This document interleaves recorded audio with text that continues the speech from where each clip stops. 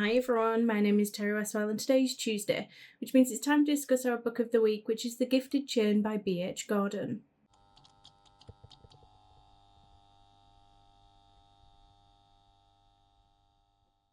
First, this is a spoiler-free section, so if you haven't read this book yet, don't worry about it, it won't be spoiled for you here.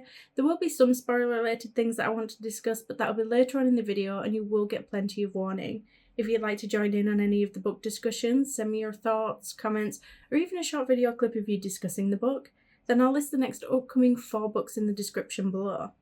Okay, so the author's note emphasises that this is a consensual BDSM romance between adults, and the characters are meant to grow and evolve as they sort of go along. However, this is the first book, so it's just the beginning of their arc.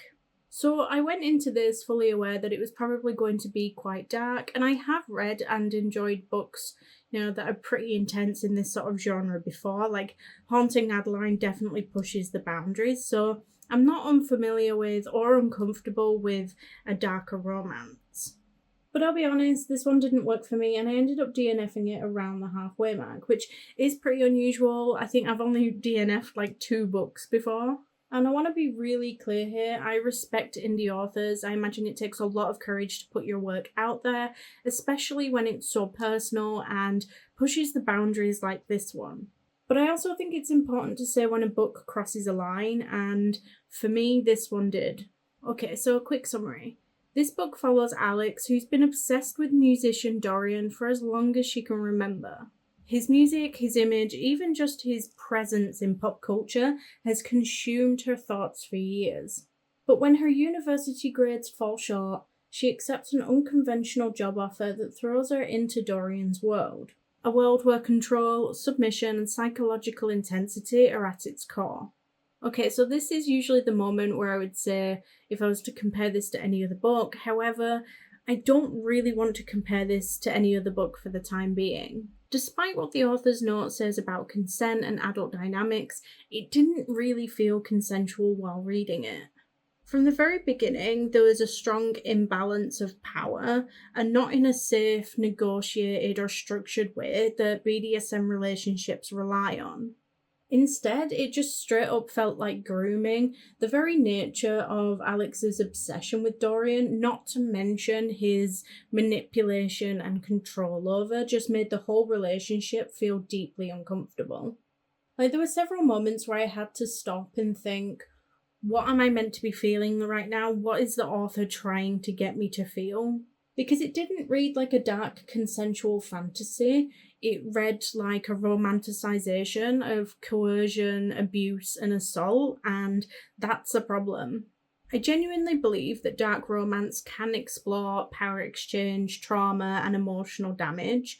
However, it has to be done with intent, and more importantly, it has to be emotionally safe for the reader.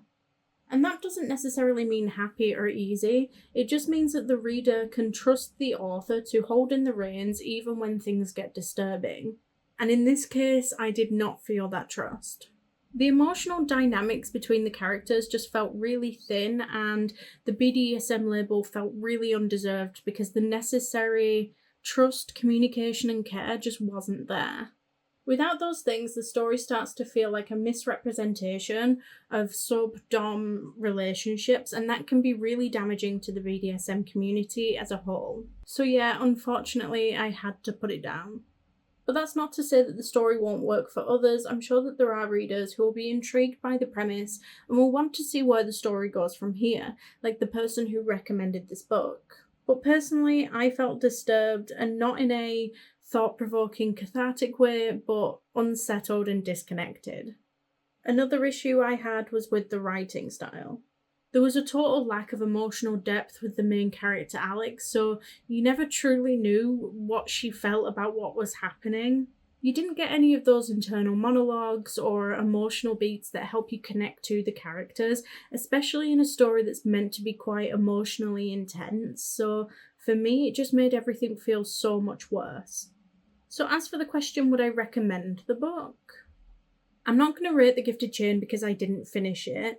I don't think that it's fair that I fully judge a book that I didn't finish, so I also don't feel like I can recommend it based on what I read. I enjoyed books like Haunting Adeline because even while things got dark, it still felt like the author was in control of the emotional arc, whereas this one just didn't feel safe and it made it hard to engage with. So earlier on in the video, I said that you would get plenty of warning for any upcoming spoilers.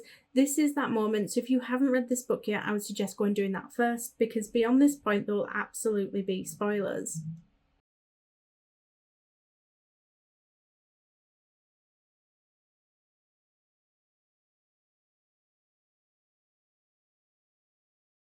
So the main character has a brother and a mum who I think was mentioned once in the whole half of the book that I read.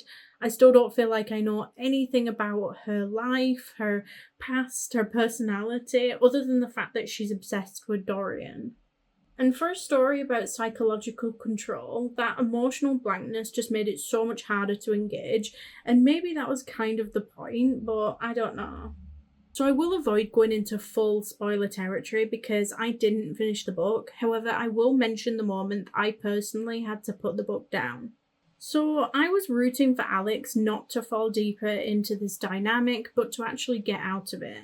And at one point it felt like Patrick might help her to see things more clearly and possibly even get her away from Dorian. But then very quickly he just sort of joined in, and for me that was the breaking point. And that moment made it clear to me that there wasn't going to be a shift of tone or a moment of self-realization for Alex, at least not anytime soon.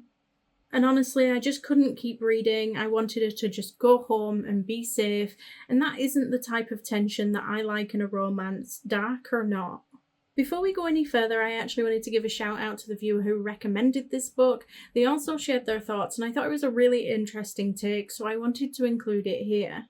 So their theory is that Alex is being secretly trafficked, and the book is, if anything, a critique on the way that authors put their heroines in compromising positions. Alex is constantly being put in increasingly emotionally brutal states, yet she reacts with emotional deregulation, which is something that happens. Then she tries to bond with the MMC, and instead of it feeling hot and steamy, the reader just feels angry at the abuse and the power dynamic, and just the careless disregard that the MMC has for the main character. They outseen Patrick and wanted him to rescue her from the situation and turn on Dorian. Maybe he's the secret MMC. But let me know what you thought. Did you enjoy the book? Next week we'll be discussing One Day by David Nicholls, so don't forget to get your thoughts and comments in by Sunday the 24th of August at the latest to be a part of the discussion. You can now do this on YouTube, TikTok, Instagram or Discord. The following week will be Till Death, but don't forget if you do need a little bit longer to read a book, we do now list the next 4 books down below, along with the discussion dates. That way you can choose the genre that best suits you, and the best time frame to read it in. Thank you all for joining, and if you like this video, please don't forget to like and subscribe. It's always appreciated, and I'll see you next week. Bye.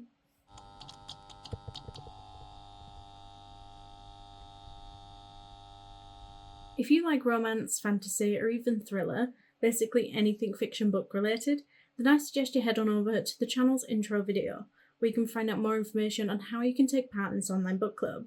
We announce books at least 4 weeks in advance, and we accept your bookish feedback in a wide manner of ways.